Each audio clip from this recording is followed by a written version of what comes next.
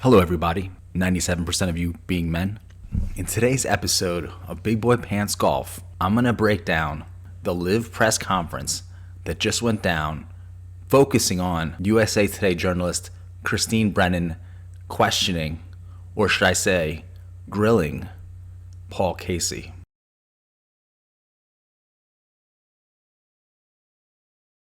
Recently, I've been watching a lot of this scary bear attacks channel on YouTube. I'm not just a YouTube creator, I'm also very much an avid viewer of channels. And it got me to thinking how these journalists nowadays really attack people, athletes, like bears. So let's see if Paul Casey gets scathed by this journalist bear, or he's able to use bear spray in the form of logic and sweet, sweet words. 608 events. It's a lot. Hi, over here. Christine Brennan, USA Today. And a special shout out to Troy Leach for letting Big Boy Pants Golf know about this interview. Good to see all of you. You guys have been given a big platform. You're important to MBS. You're important to the Saudis, obviously, with the role you play now. I'm glad, Christine, you're not going to make it political and you're not going to push an agenda. You're just going to focus on golf questions. And over the last few weeks, we've heard a lot of you guys, Phil and others, talk about growing the game, doing good things, right? Crickets. So there are a lot of opportunities for that in every country, and certainly for Saudi Arabia. As you, I'm sure, know, gay people are subject to capital punishment. I don't know if you'd consider this inconsistent or not, but when I Googled Christine Brennan and UAE, remember the UAE bought the European Tour. No criticism, no issues. And women's rights, obviously, are way behind men's rights. So, curious, Paul, we've talked before at Ryder Cups. I know you're smart people. I know you get it. I know you understand the platform you have. Christine Brennan doing both good cop and bad cop. Would you speak out right now on those issues? I've been to the kingdom a couple of times, and I've seen change happening in the kingdom, so I can confidently say that change is happening and that what we do is having a positive effect. Paul Casey successfully shrugs off the first bear attack. How long can he keep this up? You personally? You personally? The bear turns around and makes another pass at Paul Casey.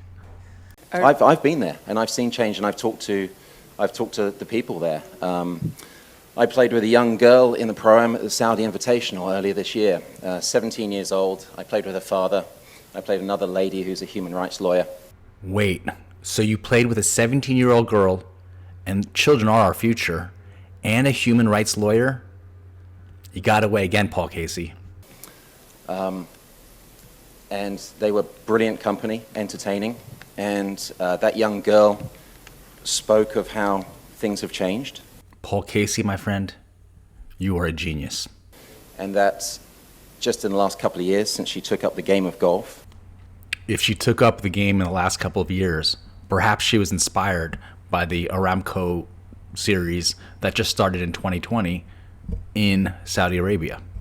How things have radically changed for her and her family, and that opportunity wouldn't have been there more than a couple of years ago. My takeaway is the more you grow the game, the more you change lives. And that was such a positive experience for me. That was one of the reasons why I love being a golfer and traveling the world and meeting people. The hand motions that Paul Casey uses after this, someone had to have taught him this because it's so endearing. He literally just shuts down the conversation and the criticism with whatever he does with his hands right now. I don't speak sign language, but my interpretation is I'm closed off. My right hand is behind my left hand, but now I want to be open with you. Closed, scared, open, vulnerable. Was excited because she was going to be a scrutineer at the Formula One race. A scrutineer is a person who checks that an election or a race is carried out according to the rules. It's British. Later that year. And she just said, yeah, stuff is changing. She's looking forward to driving. You know, these are all things which just like, change is happening. More powerful hand usage by Paul Casey. Put them together on top, and then you move them. That's like the passage of time. Present, future. Look, it's a case of, you know, it's not where you're at, it's where you're going. At this point, Paul Casey should have picked up the mic, dropped it in front of him, and left the stage. Greg Norman, pay this man. It's not where you are, it's where you're going. That should be the new LIV slogan. And it should feature girls driving to med school. Give it a few more years. It's not where you are, it's where you're going. The next promo video is going to have a bunch of dudes, and just dudes, drive into the local discotheque. Subscribe. It's not where Big Boy Pants Golf is at, it's where it's going. And so there's many places on the planet that I've been to, that I've been paid to go to, which I'm not sure I can say the same thing in terms of their trajectory. But I can honestly look you in the eye and say that I see a trajectory, a positive trajectory in the kingdom. And it was a really good experience that I've had when I've been there, and I hope that continues. With every word uttered by Paul Casey, this bear attack becomes a little less scary. And gay rights as well. Guys, do you want to talk about that? This is like in Scary Bear Attacks, when the bear plays dead and then comes roaring back to life. It's not a subject I know enough about to speak about. This was actually the right answer here. Otherwise, Paul Casey, Jason Cochrack, and Charles Howell III could have been accused of cisgender splaining.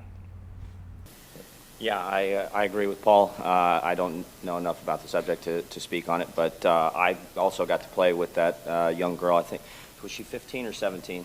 This is a little teamwork to stop this bear attack.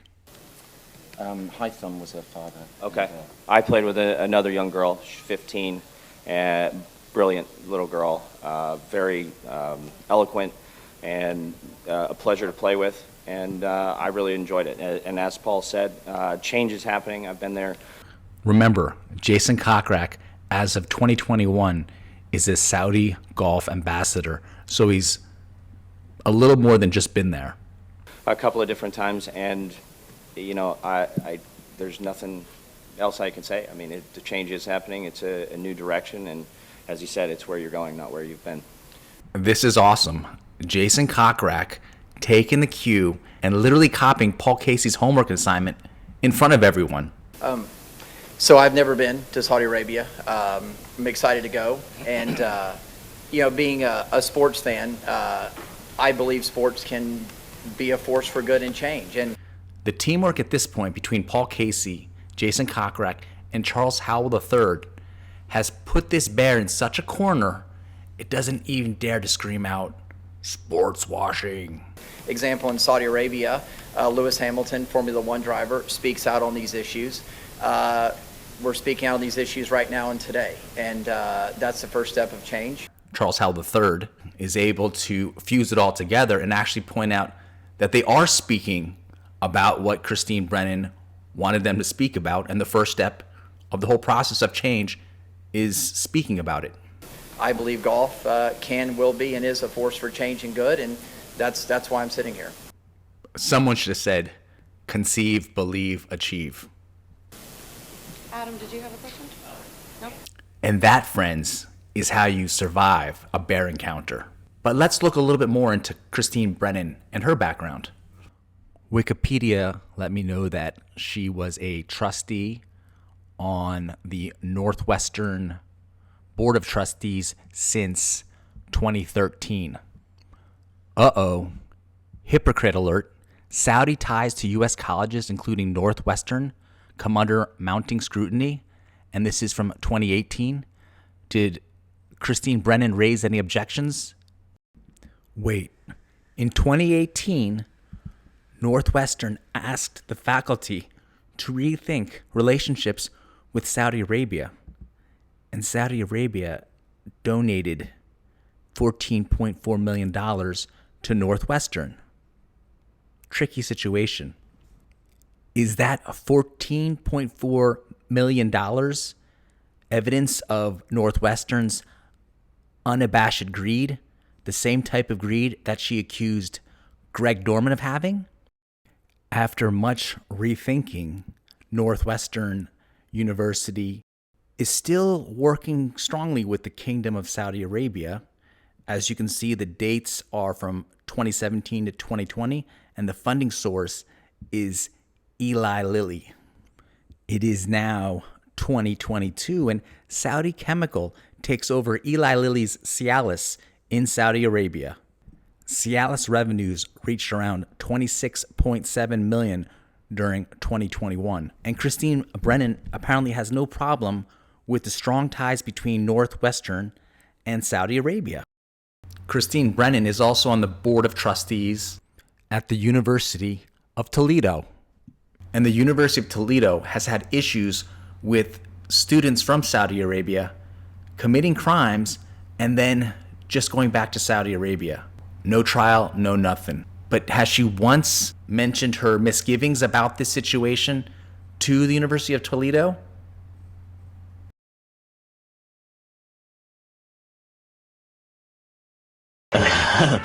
Cool. Fire, fire, fire, fire. Google Christine Brennan and fired. And you see, she just wants to keep firing people. Fire, fire, fire. Fire this guy, that guy, this guy. He should be fired. But wait, it gets worse. Remember in 2021 when Naomi Osaka pulled out of the French Open due to mental health issues that stem from her not wanting to do press conferences? And you can see why you wouldn't want to do a press conference nowadays with people like Christine Brennan in there. No matter what you say, she's got the way to peg you as a bad guy or a bad girl. So you know as an athlete, you're being set up to fail.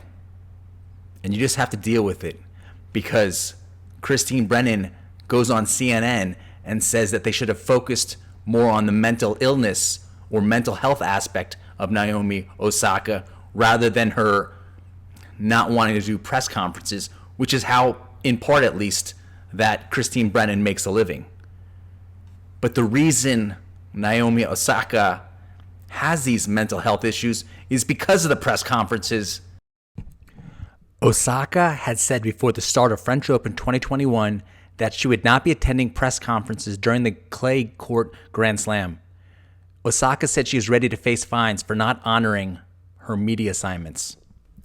I've often felt that people have no regard for athletes' mental health, and this rings true whenever I see a press conference or partake in one, she added.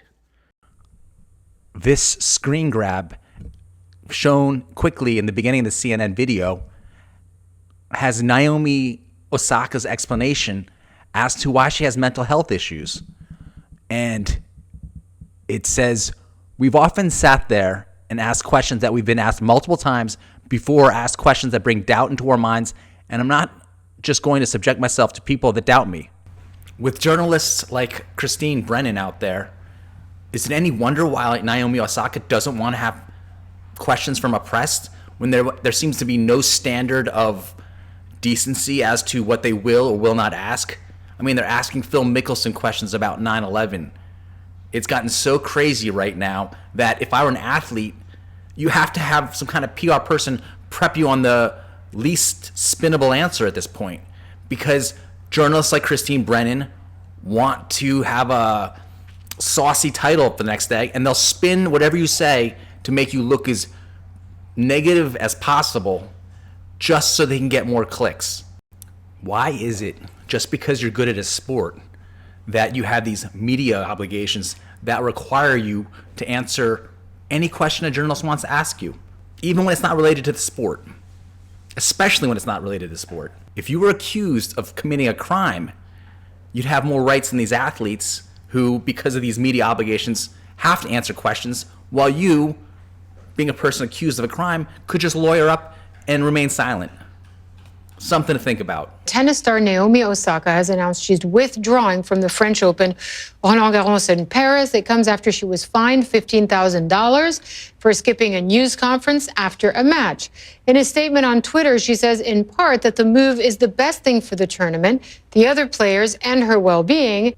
CNN doesn't read the real stuff about the press conferences causing her the mental health issues, but you can see it in there, and that's why I addressed it earlier. Let's discuss this with CNN sports analyst Christine Brennan, who joins me live. Let's see if she actually has a point she's going to make, or she's got a bunch of points she wants to get out. So no matter what question you ask her, she's going to get 7 to 9 points right out, bam, bam, bam style. From Washington. So, Christine, what do you make of this? Osaka is pulling out instead of fighting this, I guess. What do you make of this latest development? What an unfortunate turn of events, Hala. What an unfortunate turn of events. That's like saying mistakes were made. She pulled out because the press conferences were nasty. And something that I think was avoidable. Tell us why you think it was avoidable.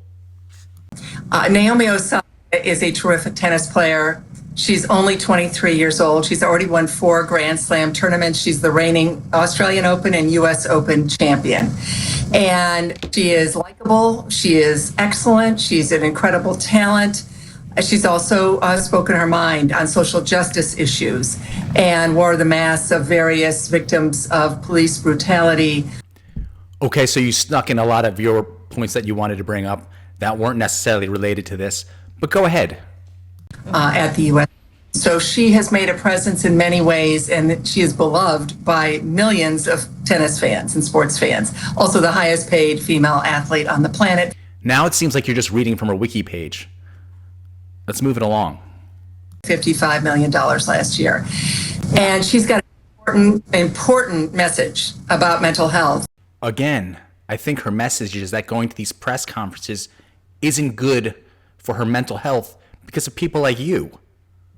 I think if she'd picked up the phone or texted Chris Evert or Billie Jean King a week or so ago and said, hey, how would you suggest I handle this? They probably would have said something different. What do you think they would have said? And I think that's where the problem lay, that it became something that got out of control for Naomi, and the issue of mental health was lost in the fact that contractually she's obliged to do interviews. What an evil person to smile, as you say, contractually obligated, as in you got to do this if you want to play tennis. As are all tennis players and most athletes around the world, and that is because they want to promote their sport, and women's tennis always has been in the lead at the vanguard of PR and accessibility and working with the media. You got to work with the media, no matter how dishonest and sneaky they are, apparently. And I think that's why we saw this explode in this manner. Her conclusion made zero logical sense. If you look back what she says that Naomi quit due to mental health issues because she doesn't realize that she's contractually obligated to do these press conferences that are giving her the mental health issues because of, again, people like Christine Brennan. I tied it all together real well right there.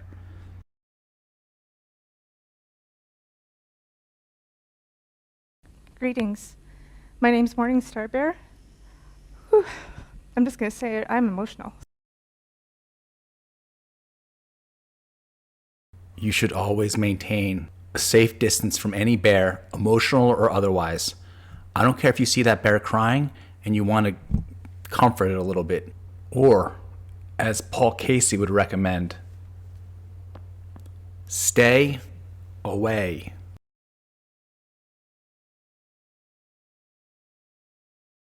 By bear, do you mean a journalist? In that case, I would recommend always having a good story or two that gets you out of the corner and makes them seem like the bad guy. If you're talking about bear as in the animal, from all the episodes of that scary bear attack channel that I've listened to, my takeaways are as follows. If I was going to go to a region that was known to have bears, I would call ahead and ask, hey, were there sufficient berries and fish this year? If the forest ranger or park guide personnel tell you that, hey, this year we had a problem with the berries or the fish were real low this year, don't go, because that means the bears are very, very hungry. My other takeaway is if a bear attacks your friend and you go jab the bear's going to attack you. It's just something to think about. And I think the final takeaway that I've learned from the bear podcast is that never follow a bear into a bunch of 6-foot tall pine trees or so, because it's going to circle back and you're going to eventually run into the bear. Once you're in that low pine tree situation, do not pursue, retreat.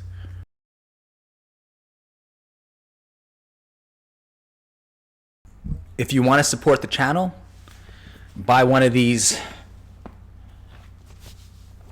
Big Boy Pants Golf t-shirts. I've got all sizes available from XS Justin Thomas size all the way to XXL Bryson DeChambeau. $18 at the Golf Whisperer on Venmo. Just put your address in the detail section.